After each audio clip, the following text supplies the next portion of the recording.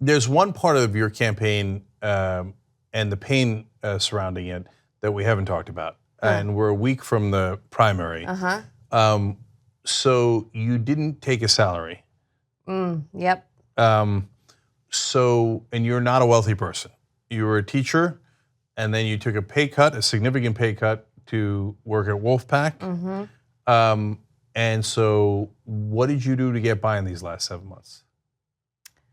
Yeah, it's been rough. I used up my savings, which wasn't a lot, but I was planning to take a vacation because I haven't had one in years since I did Wolfpack. I used to take a nice summer vacation every year as a teacher, but instead I used it to be able to pay my bills and make sure that I could hire staff. Like, that was my goal. I had an option, honestly, to take a salary for myself and then hire staff, but that means even two less people that I can hire.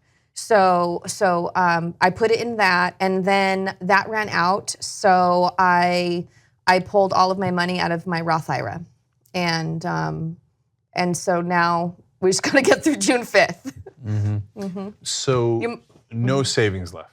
That's right.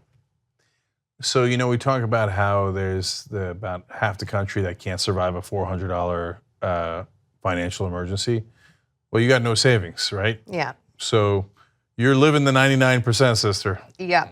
Right? Yeah. And you're right on the edge there. So I know that story, and I wanted you guys to know it because there's tremendous sacrifice in this. A lot of the wealthy politicians pretend that they're, doing it for God and country, and that they're going through sacrifice while they've got like $80 million in the bank, right? But this is real sacrifice. And so that's why a lot of blood, sweat, and tears into this campaign. And if you make the final two and go to the general election on June 5th, I think it'll be worth it. And by the way, then you should take a salary, because I literally don't know how long you can survive. I can't. I will have to. I won't be able to at all. Yeah.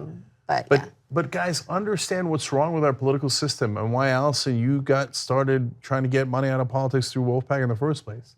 How can regular people run? Yeah, and that's just it, because I want to show people what's possible for running a campaign like this and being successful. And I've already done that. We have already done that with Justice Democrats. But the reality is most people don't even have the luxuries I've had, which is to be able to move back home with my parents so that I can make my savings stretch so that I'm not paying rent. Like I was paying rent with my parents to be able to take the salary I did with Wolfpack. And I was traveling around the country 10 months out of the year anyway, so it didn't make sense to pay rent in Orange County, where I think 75% of people in Southern California can't afford to buy a home, and we can barely afford rent anymore either. So that I was at least able to do that. I talked to my parents about it. They were very supportive of me, kind of like putting a hold on my rent there. But then, also having my parents try to help out with food sometimes too, but not everybody has that. And then to have the option also to pull my money out of my Roth IRA, a lot of people don't even have that either. So still so many people are left out of the political process to run for office. And that is why, I'm going to fight like hell to get publicly funded elections, because there are so many incredibly brilliant people in our working class communities that we deserve to have representing us. Yes, indeed. And so right now, Allison is in a statistical tie for second place, which would, if she gets second place, she moves on to the general election. If you get to the general election, I am so confident that you're going to beat Feinstein.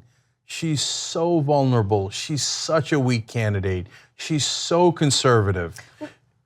Yeah. Well, I was just going to say, I'm sorry to interrupt you, but you were talking earlier about when an incumbent polls under 50%. She is polling in every single poll below 40%.